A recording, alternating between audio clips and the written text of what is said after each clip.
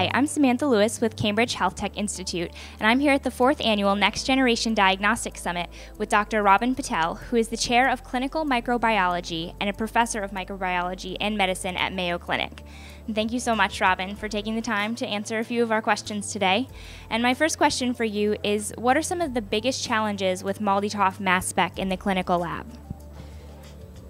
Well, this is a completely new technology for the clinical microbiology lab. So the first thing that a lab needs to do is decide whether it fits within their lab. And then once they make that decision, they need to take a look at the system and make some choices between which system they might want to acquire. There are a couple out there today, the system from Bruker as well as that from bioMérieux, so they'll have to make some choices between the two.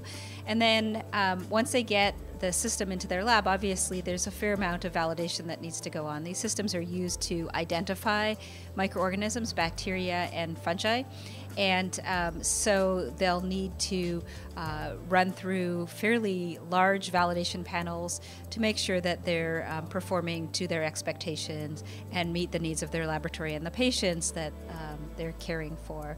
So once they've done that, then they'll need to make a decision about whether it's something they want to implement into the laboratory. And then obviously there'll be a number of training issues for technologists, working out workflow issues in the laboratory, because as you adopt new technology, obviously not doing things in the way you're traditionally doing things, so you'll have to look at workflow and how that's handled from a day-to-day basis in the laboratory. So it's a whole process as far as considering and then perhaps adopting the technology into the laboratory. So of course, part of that process is validation and quality control. So how would you approach that?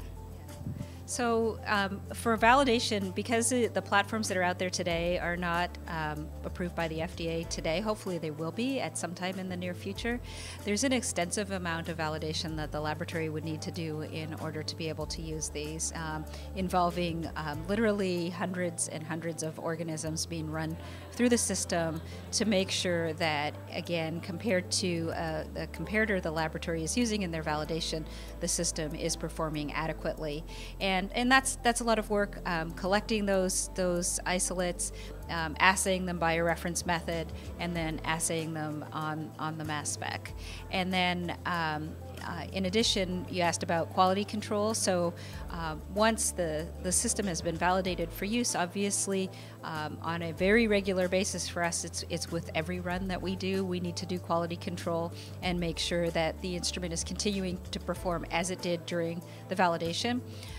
That's done by using proper controls with every run. We happen to use both a calibrator control as well as a positive and negative control, the positive control being an organism. We also want to make sure that we've cleaned our plates adequately so that in our spots that we're testing we don't have any residual organism left over, so we use a blank as well on there. And then if we're making any changes, updating databases, changing instruments, and so forth, there's additional quality control in terms of retesting panels of organisms that goes on to make sure, again, that the system is performing as it was when it was initially validated. So complex, but not really out of the realm of what laboratories typically do for quality control for many of the systems that they have in place. And finally, where do you see MALDI-TOF in clinical microbiology in the next 5 years or so?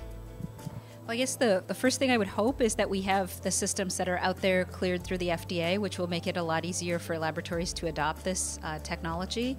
We have found that it has really improved our ability to identify organisms quickly and accurately, and a wide variety of different kinds of organisms really can be assayed with this kind of technology.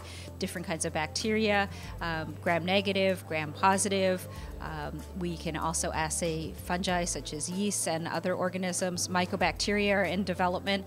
So I think what we'll see is more labs using the technology, but also the technology being used for more than just ordinary bacteria. It'll be used for some of the more esoteric bacteria. Anaerobic bacteria are one area that really is currently exploding as far as identification on this platform, and then we'll see mycobacteria being more routinely identified by this type of technology, as well as fungi and perhaps others as well. So it's kind of growing up and expanding as far as applications. Well, it will definitely be exciting to see where that heads in the coming years. Again, that was Dr. Robin Patel of Mayo Clinic, and I'm Samantha Lewis with Cambridge Health Tech Institute. Thank you.